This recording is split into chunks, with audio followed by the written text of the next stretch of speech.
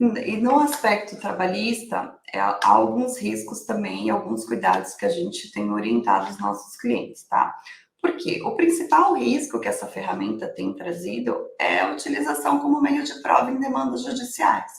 E aqui eu não tô, eu vou entrar no aspecto trabalhista, mas a gente tem visto também o uso do WhatsApp como meio de prova em outras demandas, como por exemplo, você faz a contratação de um serviço, de uma prestação de serviço, e não faz o contrato escrito. Ajusta todas as condições daquele contrato pelo WhatsApp. Então, aquele registro daquela conversa, ele serve como meio de prova perante a justiça de em que condições aquela prestação se deu, tá bom? Eu vou falar um pouco mais do ponto de vista trabalhista. E na Justiça do Trabalho, o que a gente tem visto é o uso do WhatsApp para comprovar, por exemplo, horas extras. Então, aquele trabalhador que é demandado fora do horário de trabalho, em períodos de férias, em feriados, durante períodos que ele está de atestado, mas ele continua mandando mensagem, ele continua trabalhando pelo WhatsApp, tudo isso faz prova de horas extras, gente. Por quê? Porque a ferramenta ela permite registrar o horário que aquela conversa está sendo trocada e o dia que aquela conversa está sendo trocada. Então, por exemplo, se ele está de férias, ele não tem que estar no WhatsApp, ele não pode utilizar dessa ferramenta nesse período de descanso, tá bom? Para vocês que são da área também de educação, a gente fala não só férias, mas no recesso principalmente, né? Tem que tomar atenção para não estar configurando que não foi respeitado o recesso. Um outro tipo de prova que a gente tem visto também é com relação ao assédio moral. E aqui eu deixo um alerta que nem só as mensagens escritas ou os áudios que são trocados fazem essa prova. Às vezes um emoji inadequado ou aquelas figurinhas que a gente recebe, que acaba compartilhando, acaba salvando para depois compartilhar. Às vezes você mandando uma figurinha dessas dentro de um contexto, isso acaba podendo configurar um assédio moral, até mesmo um crime de homofobia, enfim. A gente tem que ter muito cuidado quando a gente utiliza essa ferramenta dentro do ambiente de trabalho, porque ela tem sido utilizado dentro dos processos e os tribunais têm aceito como meio de prova, tá? Quando a gente fala de cuidados, então quais cuidados, doutor, eu tenho que adotar quando eu faço uso dessa ferramenta? Então, quando eu costumo dividir, né, o uso dessa ferramenta na comunicação, quando a gente está tratando da comunicação entre empresa e empregado, né? Então, a empresa precisa fazer a comunicação com o empregado. Nesse momento, o que eu costumo orientar? Que as conversas, elas sempre sejam emitidas de um celular, de uma conta profissional, de um celular corporativo.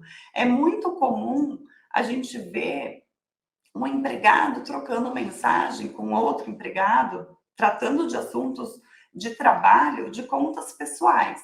E isso, gente, para nós, advogado é o caos. É o caos, porque a empresa ela perde o controle. Por mais que a pessoa que está, o empregado que está mandando a conversa, seja um coordenador ou seja um diretor, a gente perde todo o histórico da conversa. A empresa em si, ela deixa de ter o controle daquilo. Assim, se amanhã ou depois ela precisa daquela conversa para fazer prova ou para ver de fato o que foi conversado, o que foi acordado, ela não tem aquele histórico, porque a conta ela é de uso pessoal do empregado. Exato. Aqui é muito comum a gente ver dentro do ambiente escolar quando é a troca de coordenador cobrando alguma devolutiva de professor ou de plano de aula e utilizando, né, o aplicativo de uso pessoal. Por isso que a gente sempre ressalta essa questão do uso corporativo. Da conta profissional. Então, esse é um cuidado que a instituição ela tem que adotar sempre, tá? Com relação aos grupos, gente, eu posso ter grupos de WhatsApp? Sim, você pode ter grupos. É muito comum a gente ver dentro de uma instituição o grupo do RH, o grupo do pedagógico, o grupo só de professor, enfim, você vai organizar os grupos de acordo com a sua necessidade. Só que o que a gente alerta?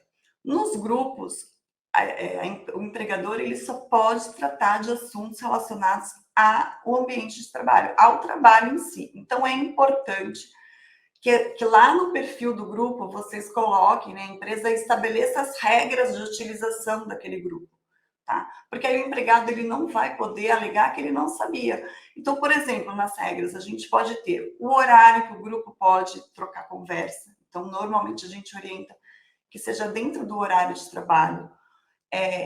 Alertar que nos períodos que o empregado ele tiver de férias, de atestado ou afastado por qualquer outro motivo, ele está proibido de mandar mensagem no grupo, porque ele vai receber a mensagem. Então, ele tem que estar alertado de que ele não pode responder. E se ele responder, a empresa tem que aplicar, adverti-lo de que ele não poderia estar respondendo, porque a regra está definida ali no grupo, tá? Então, é muito importante que a jornada de trabalho ela seja respeitada, porque foi o que eu falei, o uso indiscriminado, né, 24 horas por dia da ferramenta, ela permite que o empregado, ela configura que o empregado está à disposição do empregador, e isso, perante o tribunal, configura hora extra.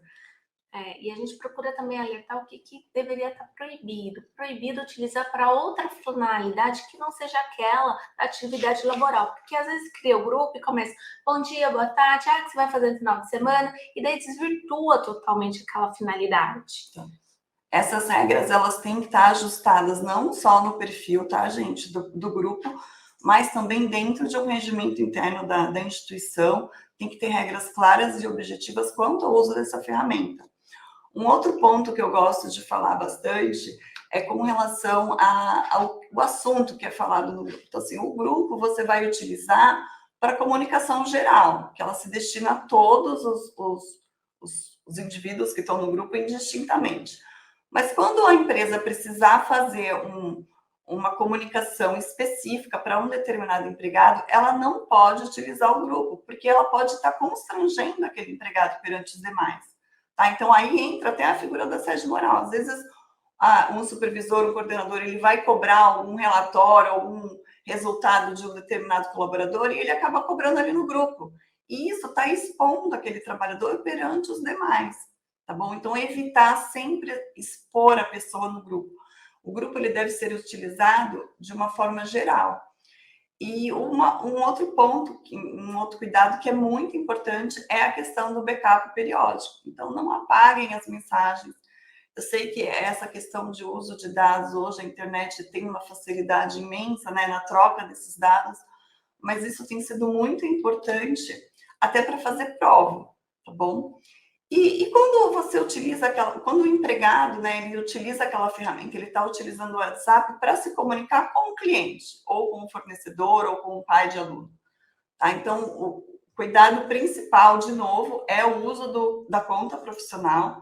Então, se eu estou oferecendo a ferramenta, se eu estou exigindo que aquele empregado utilize aquela ferramenta durante o horário de trabalho, eu tenho que dar para ele aquela ferramenta. Eu não posso exigir que ele utilize a conta pessoal. Gente, o empregado ele não está obrigado a utilizar a conta pessoal para fins de trabalho, tá? E isso, eu digo até em relação a telefone, e-mail, qualquer outro meio dele. O pessoal é dele, ponto final. Ele tem, se a escola está exigindo o uso de uma ferramenta, ela tem que dar a ferramenta. A gente não dá o e-mail corporativo e faz o uso, faz a exigência de usar o e-mail corporativo, o mesmo é para o WhatsApp. Então, se eu estou exigindo aquela ferramenta, eu tenho que disponibilizar para o meu empregado aquela ferramenta.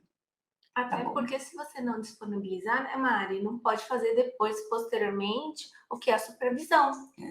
Eu não tenho como supervisionar uma conta pessoal, não tenho como exigir que o empregado me apresente o celular pessoal dele, tá bem? E aí a questão também da disponibilidade, aquela ferramenta ela tem que estar disponível para utilização pelo empregado durante o horário de trabalho, tá? Então, se ele tem uma jornada comercial, ele só vai poder fazer uso daquela ferramenta durante a jornada, o horário comercial. Então, férias, licenças, atestados, fora do horário de trabalho, isso é sempre, não pode utilizar a ferramenta. E quando eu tenho a conta profissional, eu tenho como inibir, eu tenho como suspender o uso dessa ferramenta fora do horário de trabalho. Exato. O ponto que eu não consigo com uma conta pessoal. E aqui é até importante dar um alerta, né? A gente sempre viu muito isso ocorrer no momento de pandemia e pode estar ainda ocorrendo.